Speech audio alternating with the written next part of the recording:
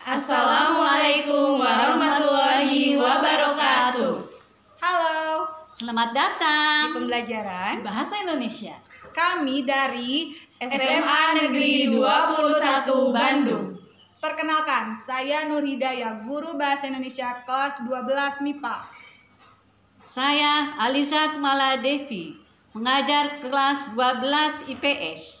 Saya Yesi Hermawan, mengajar Bahasa Indonesia kelas 11. Saya Dipta Medini, mengajar Bahasa Indonesia kelas 10. Sebelum masuk pembelajaran, kami akan mempersembahkan sebuah pantun. Jalan-jalan mengajak kerabat, liburan bersama keliling Asia. Kami, guru 21 hebat, mengajar Bahasa Indonesia. Berkeliling menelusuri sabana, lihat lebah, awas disengat. Meski kondisi wabah corona, belajar dari rumah tetap semangat. Pergi liburan ke Malaysia, ibu pulang membawa roti mini. Ayo belajar Bahasa Indonesia melalui daring gaya belajar masa kini. Selamat menyaksikan. Pada pertemuan kali ini, kita akan membahas materi mengenai identifikasi, isi, dan kebahasaan dari novel. Namun sebelumnya, kita harus tahu apa itu novel dan mengapa kita harus mempelajari novel. Novel merupakan bacaan umum yang kita baca sehari-hari. Karena bahasanya yang menarik, menghibur, dan menggugah hati pembacanya, sehingga novel menjadi bacaan populer di masyarakat Indonesia. Indonesia memiliki banyak novelis yang berbakat dan produktif. Dari tahun 1925, Angkatan Balai Pustaka, novel sudah ada di tengah-tengah masyarakatnya. Lewat karyanya, Abdul Muiz mempersembahkan novel berjudul Salah Asuhan. Mara Rusli menerbitkan novel terpopuler yaitu Siti Nurbaya. Buya Hamka dalam karyanya Tenggelamnya Kapal Van der Wijk. Pada tahun 1977, Angkatan Pujangga Baru, novel juga berkembang di masyarakatnya. Melalui karyanya Labarka, Pertemuan Dua Hati oleh N. Hadini, kemudian Saraswati Si Gadis Biru karya Anafis.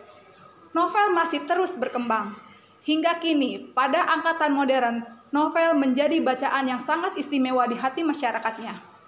Melalui karyanya, Andrea Hirata memunculkan naskah Laskar Pelangi, Supernova karya Dewi Lestari, Biru, Vira Basuki, dan yang terpopuler saat ini adalah Dilan oleh Pidi Baik.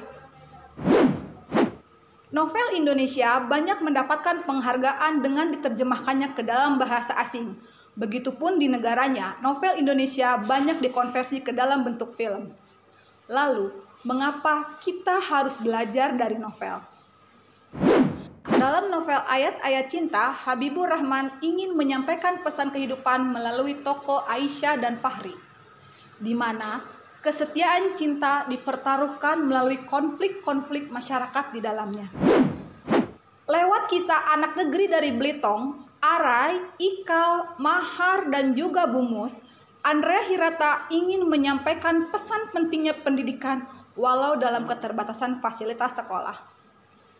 Melalui kisah-kisah tersebut, tanpa sadar, pembaca belajar tentang kehidupan melalui isi ceritanya tanpa harus mengalaminya secara langsung. Dalam pola pikir pembaca, secara tidak langsung terekam bagaimana tokoh-tokoh dalam cerita menyelesaikan permasalahannya. Dan itu akan menjadi contoh yang bisa diterapkan oleh pembaca dalam kehidupan sehari-hari. Novel ternyata menjadi bagian penting dari kehidupan manusia. Novel mampu menggugah hati, menghibur, memberikan pelajaran hidup bagi pembacanya. Maka novel merupakan pengobat batin jiwa manusia. Mari kita perhatikan bersama-sama materi mengenai novel. Tujuan pembelajaran kali ini adalah peserta didik mampu mengidentifikasi isi dan kebahasaan novel. Novel adalah karangan prosa yang panjang yang mengandung rangkaian cerita kehidupan seseorang dengan orang yang berada di sekelilingnya dengan menonjolkan watak dan sifat setiap pelaku dalam kisah yang diceritakan. Novel bisa dikatakan juga sebagai karya sastra yang berbentuk prosa yang mempunyai unsur pembentuk yaitu unsur intrinsik dan unsur ekstrinsik. Ciri-ciri novel. Ciri umum novel adalah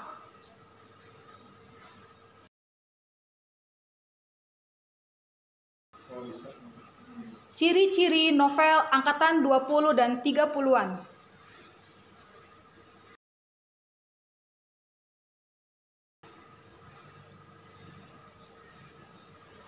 Ini adalah ciri-ciri novel remaja.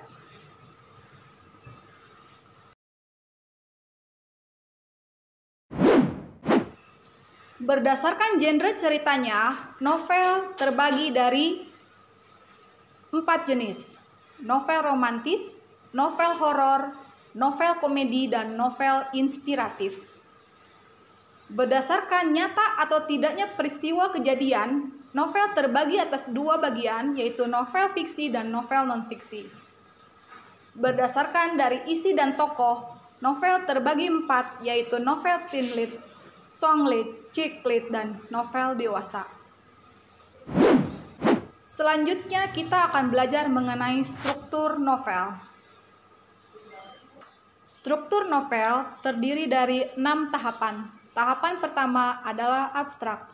Abstrak merupakan bagian ringkasan isi cerita yang biasanya dapat ditemukan pada bagian awal atau pertama cerita dalam novel.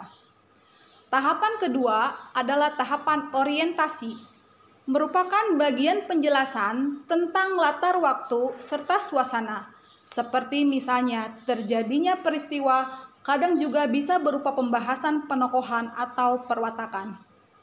Tahapan ketiga adalah komplikasi.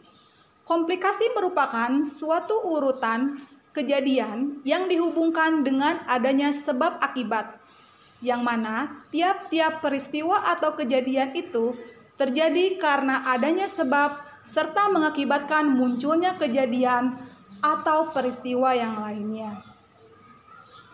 Tahapan keempat adalah evaluasi.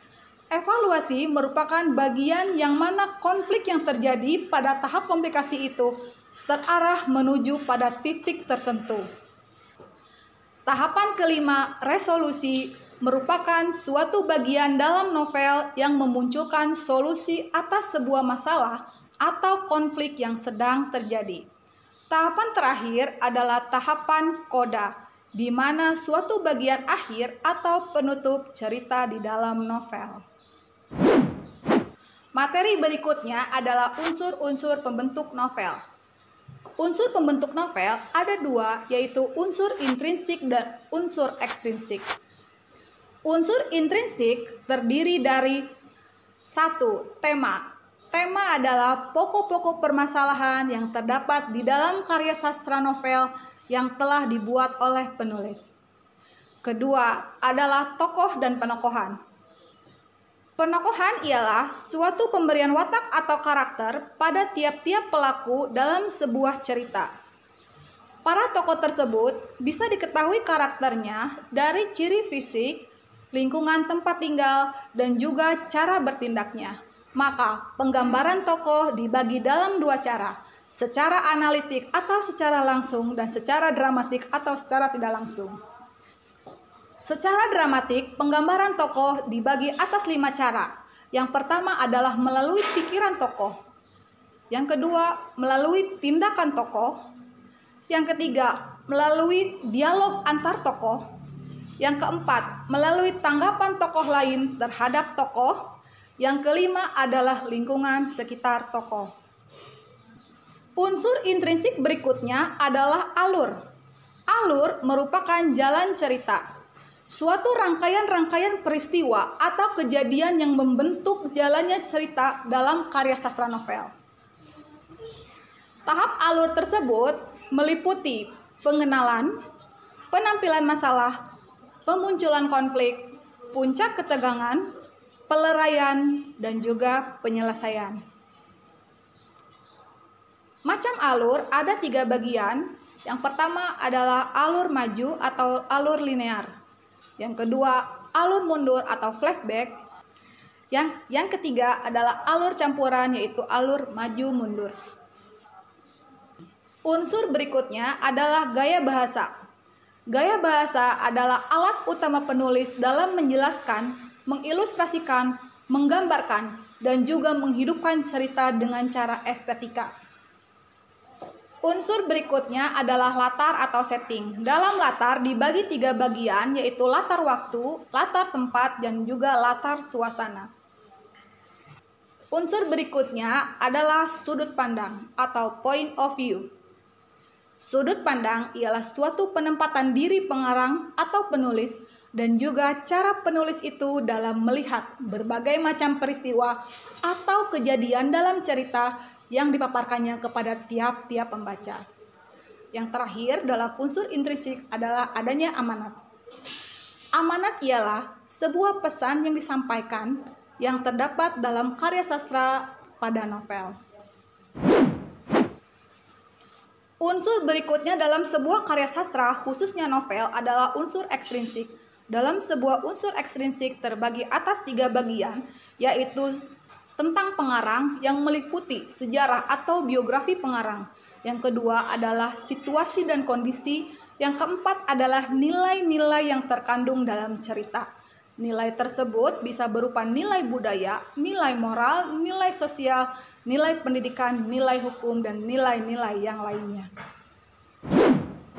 Kajian berikutnya dalam mengidentifikasi isi dan kebahasaan novel adalah kita akan mempelajari kebahasaan novel. Kebahasaan pada novel adalah kalimat yang digunakan oleh pengarang di mana di dalamnya mengandung kalimat indah, yaitu pengarang memanfaatkan penggunaan majas atau gaya bahasa. Hal ini ditujukan untuk menggugah perasaan pembaca dan tidak menimbulkan efek jenuh pada pembaca. Majas yang bisa diidentifikasi dari sebuah novel ada 4 macam, yaitu majas perbandingan, majas penegasan, majas pertentangan, dan majas sindiran. Majas perbandingan, kita bisa melihat adanya majas hiperbola,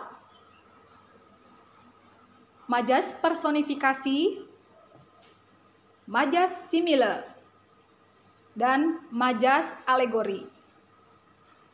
Untuk majas penegasan, kita bisa lihat di dalamnya ada sebuah majas pleonasme, majas repetisi, majas tautologi, dan majas retorik.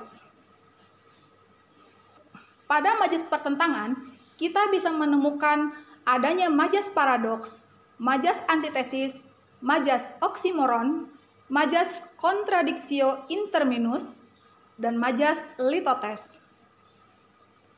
Terakhir, pada majas sindiran, kita bisa menemukan sebuah majas yang berupa ironi, sinisme, atau sarkasme.